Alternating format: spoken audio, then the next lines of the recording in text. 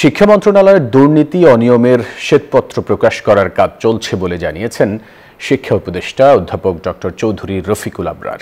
এতে বিগত সরকারের সময় অপ্রয়োজনীয় শিক্ষা প্রতিষ্ঠান নির্মাণ, শিক্ষক নিয়োগের দুর্নীতি, মানহীন শিক্ষায় চটকদার GPA-5, অবকাঠামোগত ও আর্থিক অনিয়ম এবং এমপিও করতে দলীয় বিবেচনার বিষয়গুলো উঠে আসবে। রবিবার রাজধানীর ওসমানী স্মৃতি মিলনায়তনে বিশ্ব শিক্ষক দিবস উপলক্ষে আয়োজিত অনুষ্ঠানে এ কথা জানান তিনি। বলেন, নির্ভুল ও মানসম্মত পাঠ্যপুস্তক প্রণয়নের কার্যক্রম শুরু হয়েছে।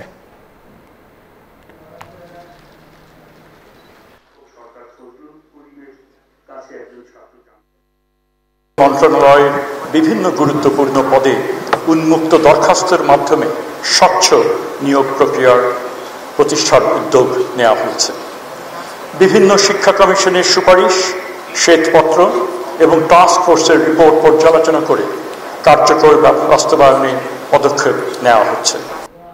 বান্ডেল থাকলে প্রতি সেনমানিতে টাকা বাঁচবে। বিকাশ সেনমানি বান্ডেল কিনে জিতুন প্রতি লেনদেনে।